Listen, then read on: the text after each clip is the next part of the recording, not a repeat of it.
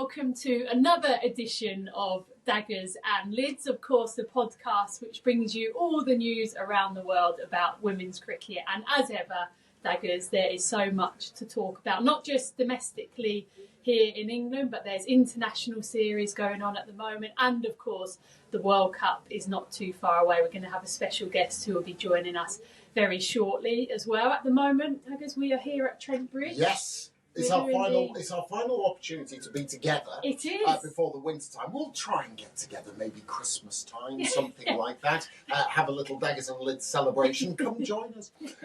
But yeah, we're here for the Royal. I was going to say the Royal London One Day Cup. Well, it's changed, isn't it? It has again. changed. Yeah. The Metro Bank 50 over final between Somerset and Glamorgan, and it gives us an opportunity to do this podcast because at the moment the covers are on, it's absolutely chucking down and the forecast is not good. No, it so bad in fact that we have decided to wear high quality knitwear between us. I do like the Arranness of your cardigan. Well, I have to say it was the first thing I noticed of you, Daggers, how smart the cardigan was.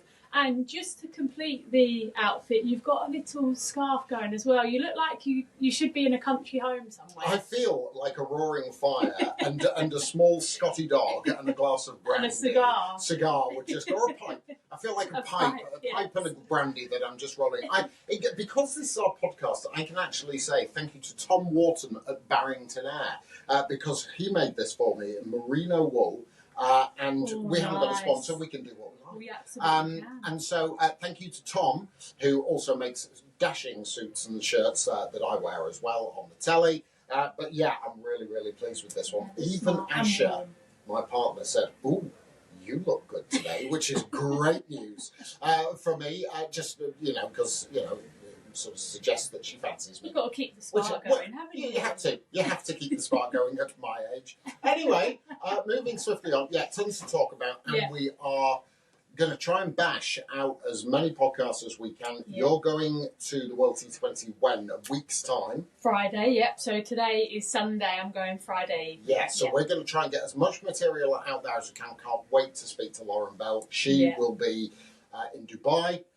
So great to catch up with her and also talk about what we've got, how she was over the summer. Lots to talk about from her bowling perspective and hopes and dreams for the World T20. So I'm really looking forward to that. Yeah, it'd be good to get a bit of insight as well as to how their prep's going. They've been out in Abu Dhabi as well with a training camp where I gather it's been pretty toasty out there, which is tends to be for us English people not ideal, but scarf on.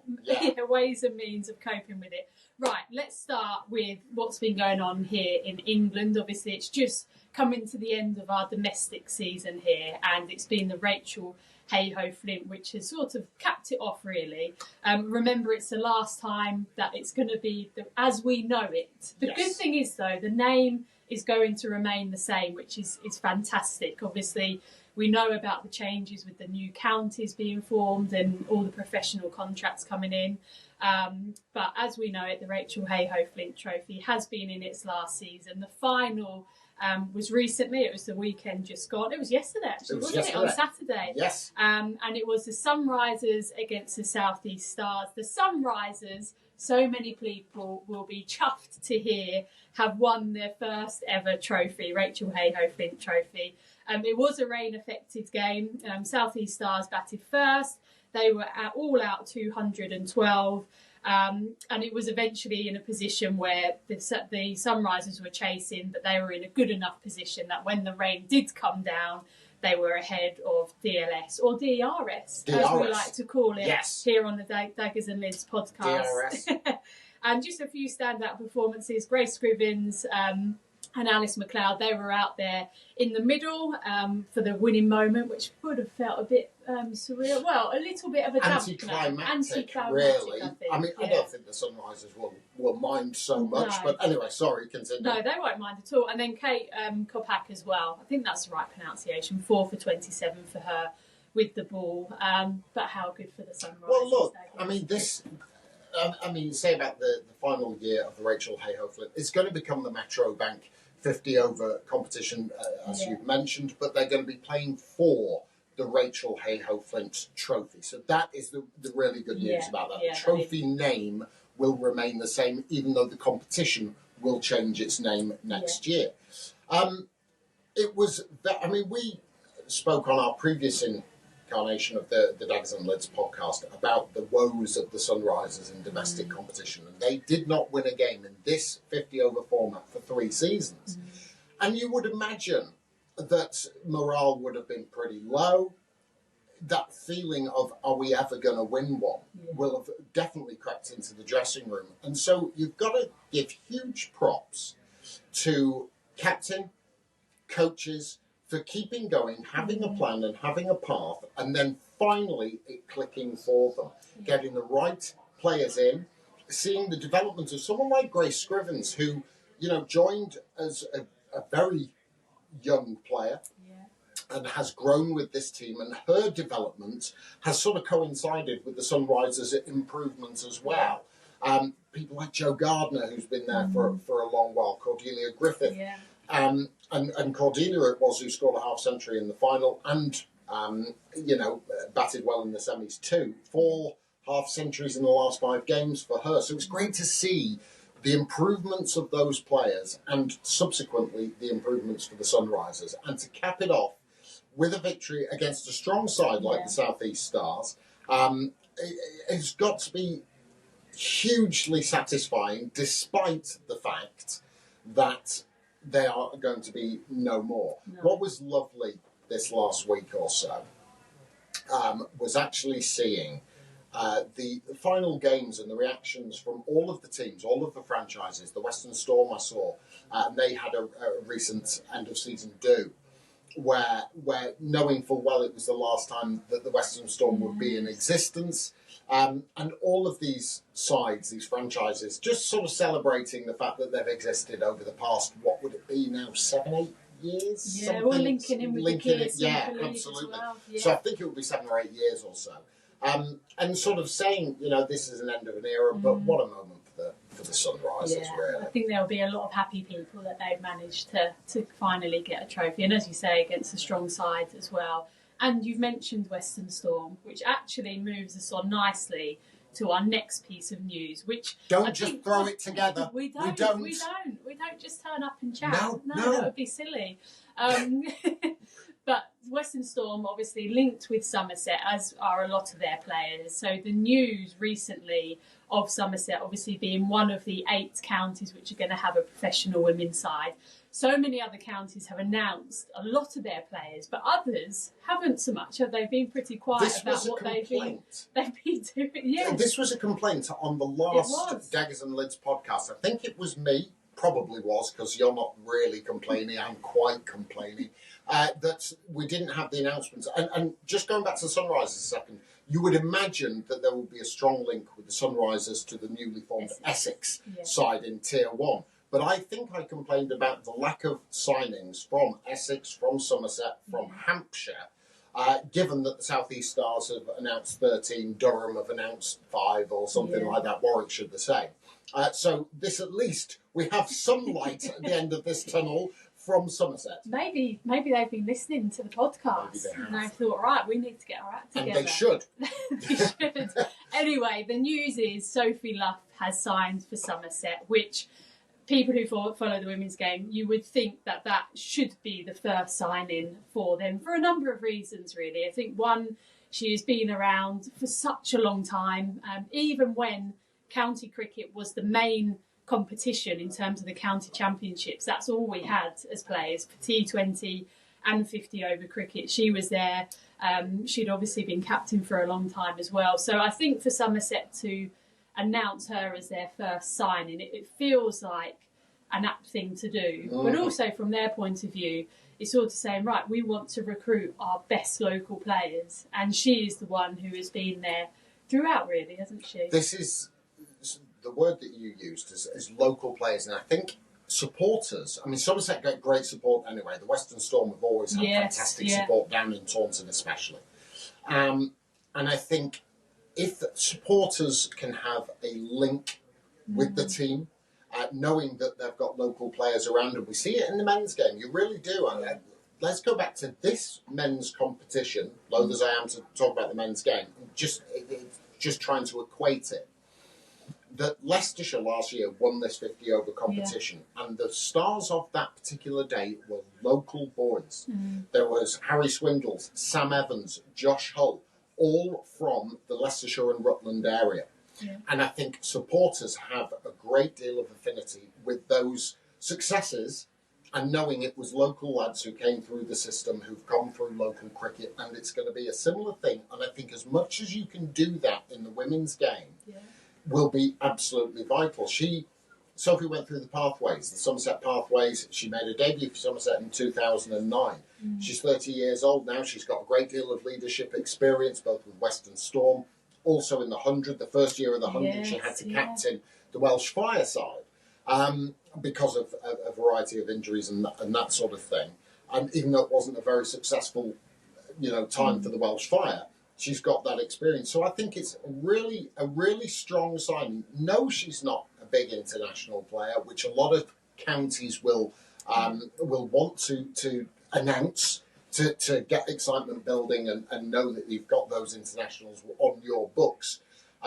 But actually, I think signing a player such as Sophie Love for the local area, to say you've got one of your own who is part of that side, I think that's really, really important. Yeah, and it's a little bit similar as well. I know Holly Armitage is Yorkshire, but actually for Durham to sign someone like her, she's not one of the big international stars, is she, for England? But she is someone who absolutely deserves to be picked up in this new structure. There's so many, like older players isn't the right word, but sort of mid-20 onwards who have committed a large chunk of their time to trying to make it in the game, even when there hasn't been that much there. So Sophie Love is certainly one of those players. I think you can call them senior players. Yeah, senior players. Experienced players. Yes, experienced players.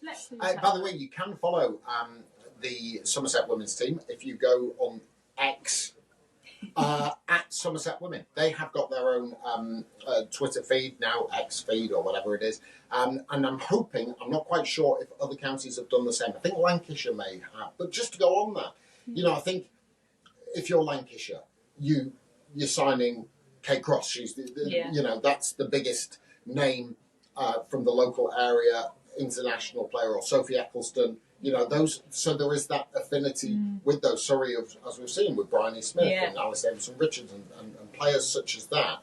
It's absolutely vital to have that little link between the local community and the supporters and the club, and I think that's the way a lot of sides will want to go. Yeah, well, we keep our eyes peeled as well. If there are more signings, which I'm sure there will be announced shortly, then we will keep you across those. Right, from Taunton to Abu Dhabi, we are really pleased to say that we are joined by Lauren Bell, who, of course, many of you know, is now one of England's leading bowlers, and she currently is out in Abu Dhabi at the moment with the England side. They've had a training camp out there, so let's have a chat with her and see what she's got to say. Lauren, so good to see you. Thank you for joining us. Your first time on the Daggers Lyds podcast, I think, so it'd be really good to get your insight. You're obviously out in Abu Dhabi at the moment. Just tell us a little bit about how that's going. I know, what a treat. It's been good. It's been, we've been here for about a week now, but yeah, it's been good. It's more of a training prep camp, but I guess we've been quite lucky that it's been moved to Dubai, so we're kind of training under conditions it's going to be. But yeah, it's been hot. It's been good.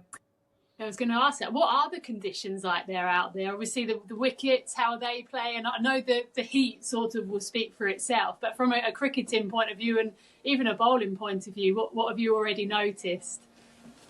Yes, I've never played out here, but obviously we play in the World Cup. We've got games in Dubai and in Sharjah, and we aren't 100% sure, but we're thinking that the wickets we're playing on in Abu Dhabi will be similar to Dubai, and they've not got the most pace, which obviously for a seamer is, but they're pretty low, not the quickest, but you just got to hit the stumps. That's basically what we've done for the last week, is just talk about the teams that hit the stumps the most, probably be the most successful. So yeah, and I guess conditions is just the main thing that we talked about on the first day. Is stating the obvious, but it's so hot. So yeah, it's just the fitness side of things. But we worked pretty hard before we came out here, so it's been all right. I've not struggled too much. just on that actually, and I know I'm putting the cart before the horse here, but dew is actually a major factor over in the UAE, especially at night time, and conditions can kind of change. Have you noticed that at all in training? Do pitches come on a little bit more? Do the batters feel a little bit more accustomed under lights and in the evening times?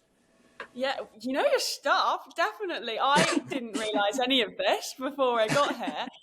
It hasn't been due at training, which is one thing that we thought there would have been, but we've been there still having scenarios at 9:30 and there's not been due.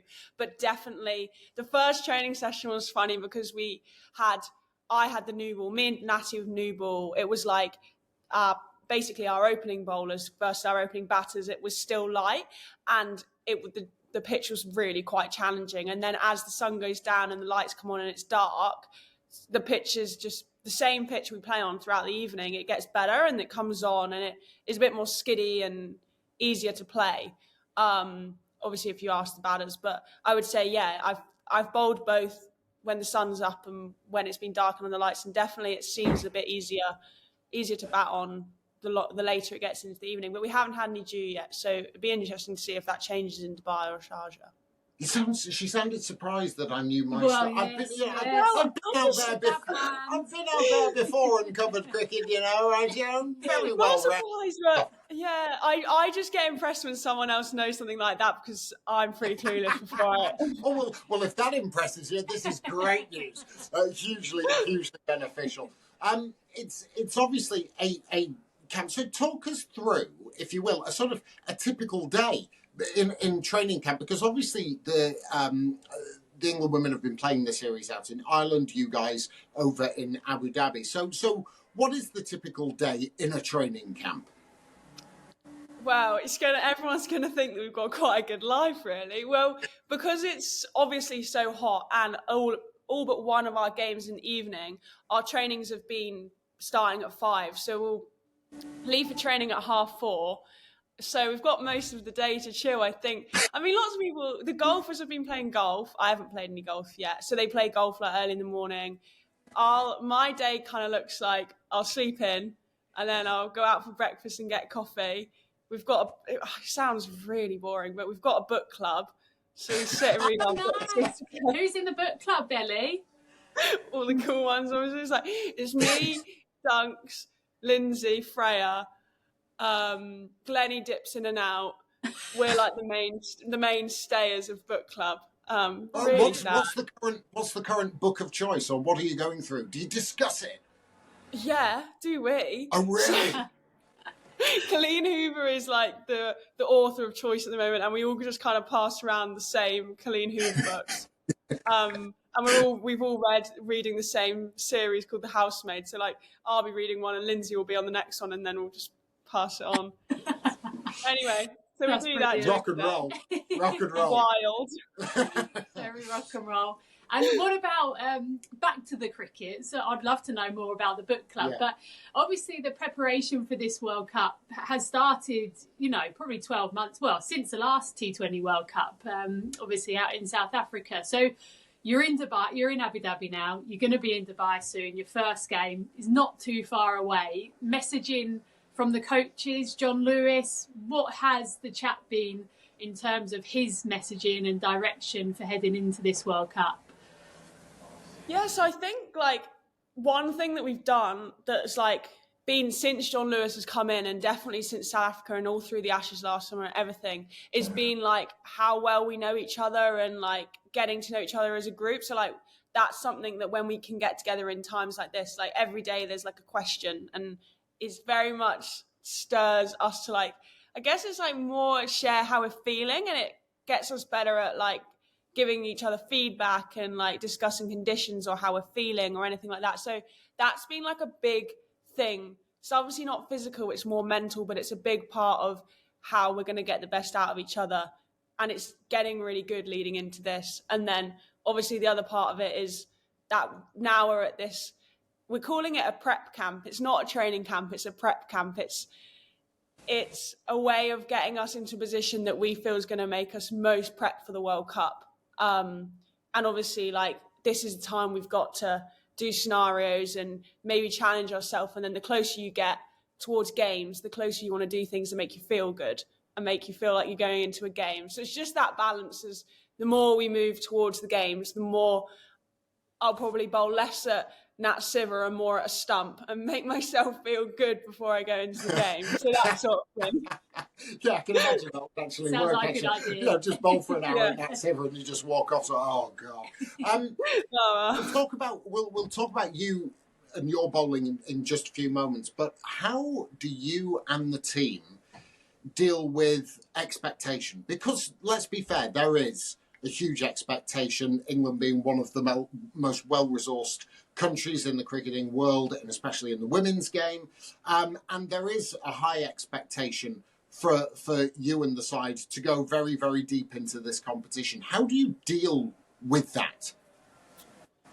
I'd say my first reply to that is that we just don't. It's not something we talk about. How far we go through this competition, whether we win it, what happens in 4 weeks' time has not once been mentioned. So I guess it's a way of what we're focusing on isn't the expectation and how if we're going to win it, if we're not going to win it, because that's sometimes out of your control in a cricket match. So I guess it's much more what we're focusing on is this team wants to inspire the next generation, and World Cups is one of the best places to do that, one of the biggest tournaments. So I guess focusing on that and thinking how we can do that to the most of our ability is probably more where our focus is. So I guess it takes away what we think of what the expectation might be of us, because it hasn't been mentioned.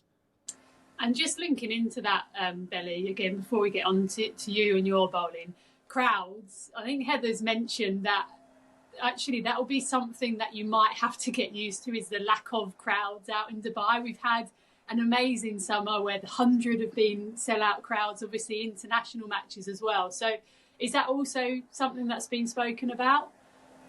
It hasn't, not in conversations I've been, it hasn't been discussed, but I do think it is going to be very strange. I've kind of got used and got a buzz and an adrenaline from playing in front of all these crowds. And then obviously we might come to play with not many, but I guess that's where, I mean, you've got the adrenaline of a World Cup and you're playing for your country in a World Cup. Like sometimes that should be enough for everybody. And then I guess you just got to make your own energy, and it will be a shame, but it's not a lot you can do about it.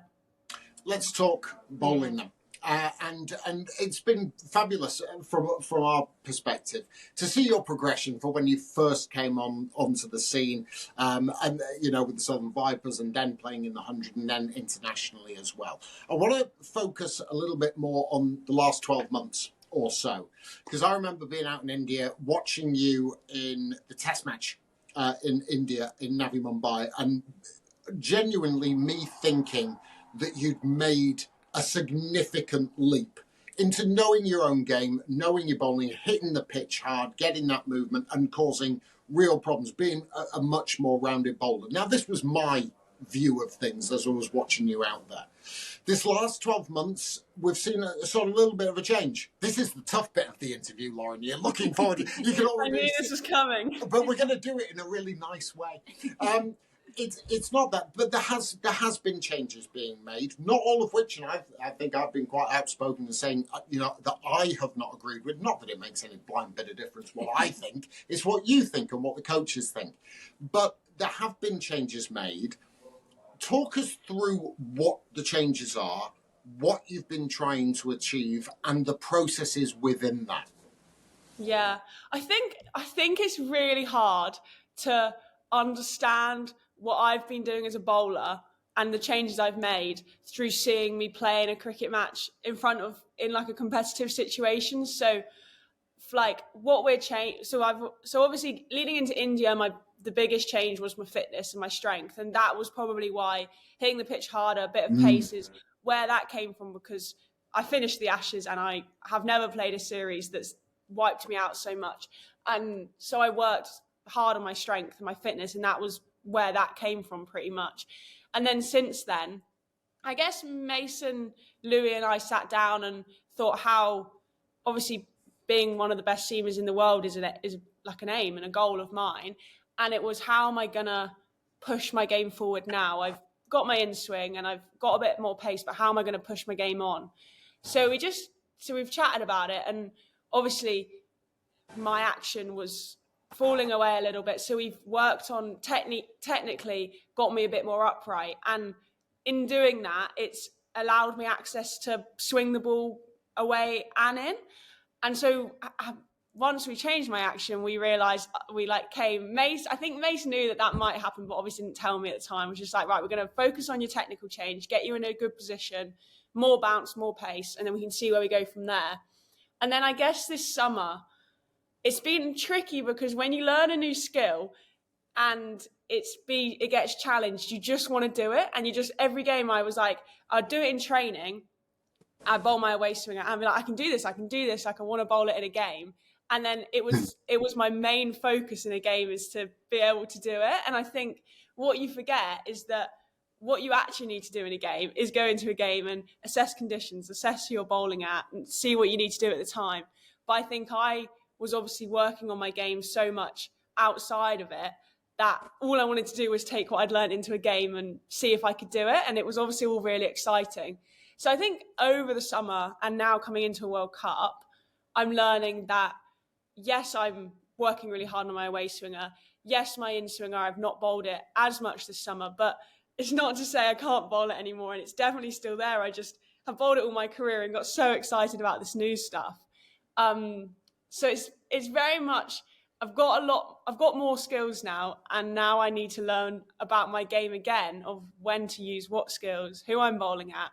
And I guess sometimes I've played a lot of short format cricket this summer, but these skills sometimes might not come out till I play in an Ashes Test match. And that's when they're really, really important. And I think Mace and Louis have looked long term and got a Test match in South Africa, got ODIs in the Ashes, got a Test match in the Ashes. And if I have that skill, I could be a much more threatening bowler than just my in swing. I think this summer was just a learner, and I was only learning it. I wanted to bowl it in games to see if I could do it, and I guess it was all very new, and it was like the teething stage, and I guess it just lasted a bit longer. Does that make sense? Just briefly before Lyds comes back in. So do you now know, are you confident within yourself that you know what you're bowling, you know what's going to come out, and when you're coming into the crease, what's going to happen, or what you hope is going to happen is going to happen? Are you in a much better place with it now? Yeah, well, I have a ball that I'm 100% confident with. It's my go-to. And then swinging the ball, I'm really excited with the fact I can swing it both ways. And it's just one of those, it's a volume thing. I just need to bowl it, and the more I bowl it, the more consistent I'll get. And then the more I switch between them, the more I'll be able to switch, and it will be like I'll be able to go in and then straight away be able to adjust my line and be able to go away. And that's obviously, it just takes time. Like, that is just something of like, it's a high class thing to do, and it just takes time to be able to nail it every over, I guess. But yeah, I feel in a really good place that I know what my best ball is at the moment, and I know what my skills are. Yeah, similar to batting, isn't it? I think when you are making a technical change, it can take a long time before it is properly embedded into your game. But once it's there, you can call upon it any time. Nice to listen to the bowlers chat anyway. Well, but I mean, it is. And Belly, like I say, it's not easy to swing it both ways at decent pace. Not all of us can do it, but just, there's one more bowling question I've got, if that's all right. Thank you. And again, this is not a negative thing, Belly. I want to, but it's how you come back from sort of bad situations. I want to take you back to the Rose Bowl, the Aegeus Bowl, or the Utilita Bowl, or whatever the hell bowl it is now. It could change within a short space of time. And go back to the back end of that one-day international against Australia, where Georgia Wareham, took to you. Now, this is not to sort of say, but do those moments, because obviously it's never easy as a bowler getting pumped around the park. I've had it done it to me, and you feel like about this big.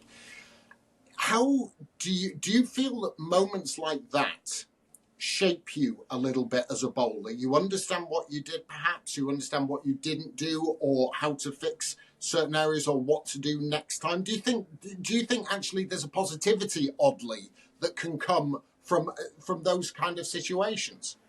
Yeah, I think at the time it was awful, but like in hindsight, me and Mace speak about it all the time. It's one of the best things that has happened to me in my international career, because it highlighted where I was at and it highlighted what I needed to do. And I think I would like to think that if I was ever close to being in that situation again, I'm equipped far better to deal with it and to slow everything down. And I've realised what skills I was missing and gone away and made sure that I was not put in that situation again with those limited skills. And two, worked mentally on, if I'm ever in that situation, how am I going to try and win the back end or come back? But yeah, I think me and Mace agree that it's probably one of the best things that happened to me, even though it was really quite awful at the time. I agree. I think every cricketer's been there, haven't they, with a batter or bowler. But Belly, thanks so much for obviously that insight. And just before we let you go, I know you've got training. You look at your group, the other teams in it: Bangladesh, Scotland, South Africa, West Indies. Your first game is Bangladesh. I suppose that's as far as you're looking.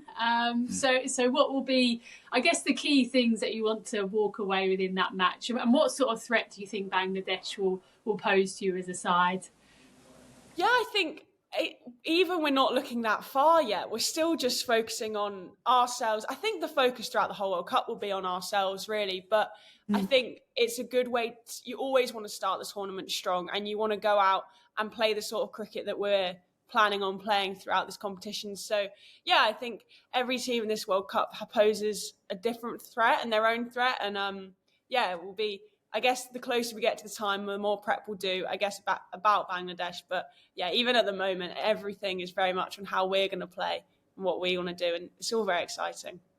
Fair enough. Sounds like a good plan of attack. Staying in the zone. Certainly does. Yeah. Well, I've learnt much. Yes. In the things that apart from the bowling is book club. Yes. Keep up with the gym selfies on your Insta, by the way. You posted one today. I don't see. I'm not on the Insta. That's Pilates. That's something I forgot to add onto my daily routine. Is do you do Pilates now? Oh, I love Pilates. So good for you. Oh right, well better get on that. Buy yoga mat or something. Yeah, better have it. Pilates. Absolutely. We'll have to get on to it. But thank you so much, Belly. No good worries. luck to you and the team for the World Cup. Thanks. We'll obviously Thanks be so watching much. on. Take care. Cheers. Bye. Right. How good is that, Daggers, to hear from Lauren? But obviously she's been through that tricky period this season, hasn't she? Obviously with her bowling action, trying to make changes, which you know more than me. It's a tough thing to do. It is, and I've said this to her in the interview, that this is not something that I would want to do, and I don't think it's something that I think necessarily benefits bowlers to try things. I don't think. And look, I'm more than happy to be proved wrong. I'm more than happy to have other opinions thrown at me. But I just think if you are working on certain aspects of the game, it shouldn't be done during an international period. I think international games, even though you're pretty much going to beat Pakistan in your own backyard, I think it's slightly disrespectful in that respect to sort of say, try things in international cricket. I'd rather see those tried on a domestic level rather than internationally. But that's just me. I think any change, and I think this comes whether you're a batter or a bowler, any change or great changes, and for a bowler, changing feet position, wrist position, trying to do something different with the ball, these are things that don't take a couple of months. They can take, up to a year maybe, and to have them absolutely nailed can take maybe a year to 18 months. And if you're trying to change something in batting, it doesn't just happen like that. And it takes time in the nets, in the indoor school, videoing yourself, making sure that these changes are actually what you want and that the results are going to be what you kind of expect. And that's just a personal opinion from me, but I imagine it's not too dissimilar as a batter. No, I feel the same. I think at times during the summer I did feel a bit uneasy as to what we were seeing. Obviously she was in a way exposed because she was making those changes, but as obviously chatting to her just then, she's clearly in a good place. I think obviously the fact they're in Abu Dhabi gives them a good amount of time to get used to the conditions that they're going to have out in Dubai, which they're pretty much the same environments, aren't they? I know, Lauren. We've got to see her grow as a cricketer and as a bowler, especially over what would it be now, 3-4 years, something like that. Since she first burst onto the scene, I don't think she's ever not in a good place. She's such a happy, happy-go-lucky, lovely demeanour out on the field. Smiles a lot during the game, which I like. I like to see people enjoying themselves on a cricket field. Yes, it's serious, and yes, it's but it is a game at the end of the day, and I like the way that she approaches her cricket. I wish she wouldn't smile and laugh when she's just shelled a catch. I've got to be honest, that's just the person. If I was the bowler and Lauren shells a catch and she's laughing and joking, I don't necessarily think that would put me in the best mood. But again, that's just a personal thing. No, but anyway, it was really good to chat to Lauren Bell. And interestingly, it's fascinating seeing how the sides, obviously leading into the World Cup, are going about the best way to prepare for them. England are out in Abu Dhabi, but other teams, which we're going to move on to now, are actually having series against each other. There's 2 series. Well, one has already been completed. South Africa against Pakistan. They were actually out in Pakistan. They were playing in the Molten Stadium. They had a 3-match T20 series, which was a good one, actually. Yeah, really was. It was 1-1 going into the last game. South Africa won the first game by 10 wickets. They managed to defend 132. Pakistan took the second match after they posted 181, which when I looked at the scorecard, because I thought, blimey, that's good going. South Africa just managed to get up to 168. And then in the decider, South Africa chased down 153 with 9 balls to spare. And I don't know about you, Daggers, but that is a proper good series, isn't it? It's a really good series. And one of the things that stuck out for me was, of course, Pakistan winning one at home. That's fantastic for them. But it was the fact that it's a good and a bad thing. And let me explain. The majority of Pakistan's runs, especially in that 181 score, Muniba Ali top scored with 45. She had a pretty good series, all in all. But a lot of the runs have been shared around. No one's actually really getting to grips and going on to make a big one. A 70 and 80 kind of score, which is a little bit concerning going into. It's great that all of the Pakistan side are having time at the crease and are actually getting scores, 20s, 30s, that sort of thing, and getting them at a decent lick as well. But I would like to see a couple of players. I'd like to see Muniba turn that 45 into a 70 or an 80. Because that would get good sides worried. And I think if you always feel there's a chance, a little bit like when we saw Pakistan in this country, as soon as they get a little bit of something going, there's a mistake round the corner. There's a bad decision round the corner. And I just would like to see that element of their game reduced to a certain degree, because then they could be a little bit more of a force. But fantastic series. Great to see, South Africa runs. I would like to see more of Anna-Marie Dirksen. I've not seen a great deal of her. She got runs in the final T20, 340s for South Africa. Wolfhart we know all about. And Annika Bosch got 46. She was retired, not out. I hope she wasn't hurt. I've not seen what happened there, or whether they just retired her anyway. But that second T20, 181. Really, really impressive from Pakistan. Let's see what they can do in the World T20. Absolutely. And just before we move on to the Australia-New Zealand T20 series, your thoughts on the 2 captains of South Africa and Pakistan?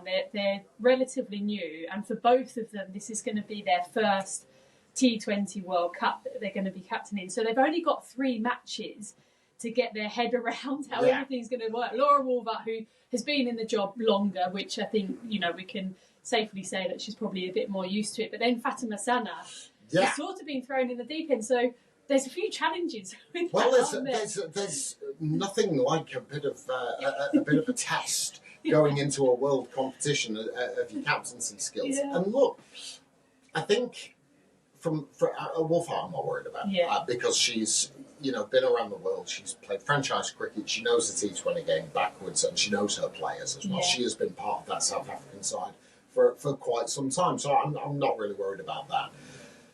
How it affects her own performances, it doesn't seem to at the moment at the captaincy. In fact, it possibly emboldens her with a bit.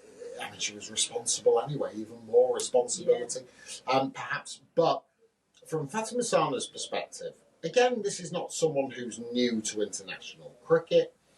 I think having a fresh start for Pakistan, who have got a few results under their belts. Yeah, they didn't have any here in England, but you go back to New Zealand, where they toured prior to coming to England. You see this performance against South Africa, albeit losing the series 2-1. A lot of positivity coming out of that. I mean, of course, the deep end it is, but how do you see it? Because I am less worried for her, given that Pakistan are starting to show a little bit of something. Yeah. They're not being run over by sides. No, I agree with that. And actually there's a few parallels with them and Sri Lanka in that they're actually finding more depth within their side. Yeah. At good times as well, going into the World Cup. And Fatima Sana as a character, I think, is great. I really enjoy watching her. So I'd imagine she would take it all in her stride. But we'll find out, obviously, the World Cup is just around the corner. Right, just to finish things off, the other international series going on, as I mentioned, is Australia against New Zealand. They're playing that in Mackay, which is in Queensland. It's a 3-match T20 series, which Australia currently lead 1-0. They managed to chase down 143 with 8 balls to spare. The second game is actually going on as we speak. So Australia were batting first. When I last looked, they were around 100 odd for not many, with about 5 overs to go. So you're listening to this, you will know the result by the time we stop waffling on. So we'll see how that turns out. Do you not think we could actually do a lot more of those types of scoreboards, instead of actually saying they're 243 for 7, they're like 200 and odd for about half the team, something like that. And they're just, and people kind of get an understanding. They get a gist of what's going on. No, I like that. 100 and odd for not many, with 5 to go. Just setting the scene for everyone. There we go. You see, I can now at least gauge where Australia are. The 100 odd for not many, they should be looking 170, something like that. 160, 170. Let's see how we go. Anyway, sorry. Well, we'll find out soon enough, won't we? The one thing for me that has stood out is for Australia is the injury worries that they've had. Yes, sir. Ash Gardner was out for the first game. It was a bit of a bizarre incident. I think there was a collision between her and Georgia Wareham before that game, so whether it was in the warm-up or in a training session before then, so she missed that game. Georgia Wareham was fine, by the way, but Ash Gardner's back for the second game. She's actually playing at the moment. But the two which will be of worry will be Grace Harris, your mate Daggers. She's gone in the calf, and then Kim Garth has gone in the knee as well. So they're both missing this series, which, hopefully it's more of a precautionary thing rather than a potential out for the World Cup. But that will be something that will be playing on the minds of Shelley Nitschke, you would have thought. Yeah, and it's ridiculous to say that players such as this, when you look at the depth of Australia and the side that they're putting out right now, where they're about 100 and odd for not many with 5 to go, I look at that side that they've put out today and just go, ugh. They've not played Taylor Vlamic, they're playing Darcy Brown this time. Yeah. Vlamic played the first game. And who they don't play is testament to the depth that they have. However, of those two players, Kim Garth's very solid whatsoever. But I think you can replace Kim Garth, and that's not to her detriment whatsoever as a player. I just think they have the ability to replace a player such as that. I don't think you can replace a Grace Harris in the dynamism that she brings you, her ability to take games away.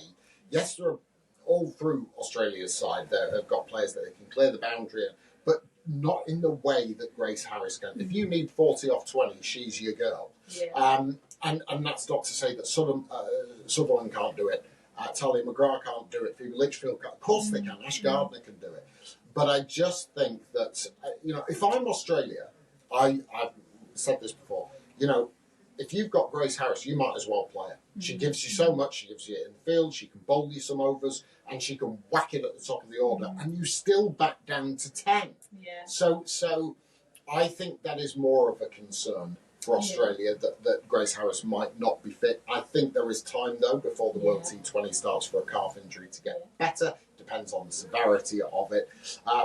But from a New Zealand perspective, Lids, this run of T20 defeats continues. I think it stretches at 8. Yeah, it's really worrying, and it's worrying for a number of reasons. I think because they have been a successful side in the past in this format of the game. Obviously, they've made the first final back in 2009 now, which is obviously a long time ago. But so often they were in the top 4, they were making semi-finals. But now you look at teams like South Africa, West Indies, maybe not so much these days, but they have been there or thereabouts. You know, even someone like Sri Lanka as well, who you would think could push them. So I do worry for New Zealand. Obviously, we know Sophie Devine, it's going to be her last T20 World Cup as captain.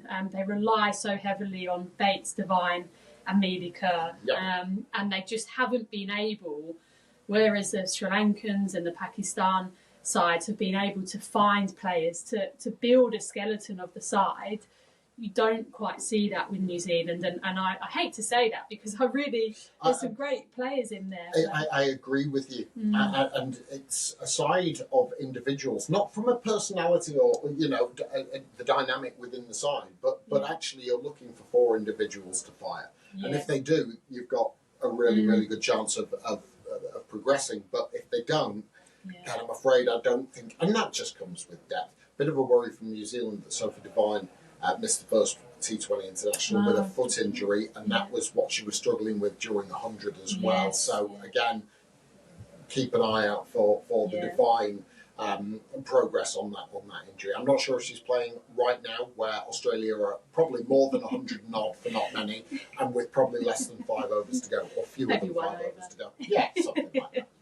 Well, yeah, fingers crossed that New Zealand can finish on a high. They've obviously got 1.5 games to do that. Yeah. So, and then I think both sides are flying from Mackay straight out to Dubai, because I think every side's got a couple of warm-up games before the actual competition starts. I think that might be us, Daggers. I think that unless might you've got be. anything else. I know we've got a few housekeeping things. Carry on. Which I was going to go for. Well, next time we chat to you, we're hoping to have Nat Germanos on, who will be joining us to preview the Group B. Obviously, Nat is South African broadcaster. She is brilliant. She knows her stuff. So it'll be a real pleasure to have her on. And the other thing we're going to do, Daggers, you mentioned it, so you talk about it, the mailbag, which we're going to try and do during the World Cup, aren't we? And leading into it. Well, so we've had loads of comments on our YouTube channel, which is great. Thank you so much for subscribing. If you're listening to us, you can watch us as well. And who wouldn't want to do that? But yeah, get in touch with us. We're going to do a big mailbag either during the World T20 or before it. We're not quite sure as yet. But if there's anything you would like to ask, it doesn't have to be about England. It can be our opinions or questions, whatever you have. If you disagree with us, that's okay. We'd love to get your input. And so we're going to do a mailbag edition. Ask us anything. AUA. Is that how you... Yeah. AUA. Ask us anything. So get in touch with us via social media, at Charles Dagnall, at Lydia Greenway. You can do it via Instagram, at Charles Dagnall. There's an on-running theme. Lydia's not on Insta. She's not down with the kids like I am. And you can leave a comment or question on our YouTube channel. Just hit the subscribe button, and then you can put the comments below any of the videos that we put up there. So yeah, we'd love to hear from you. Yeah. Yes, we're going to have content galore, hopefully, in the build-up to the World T20 and also during it as well, where Lids is going to be out there sunning herself. Absolutely, with plenty of sunscreen, by the way. But anyway, as ever, thank you very much for your company. We always enjoy it. Hopefully some of you are listening out there, and we will be back very shortly.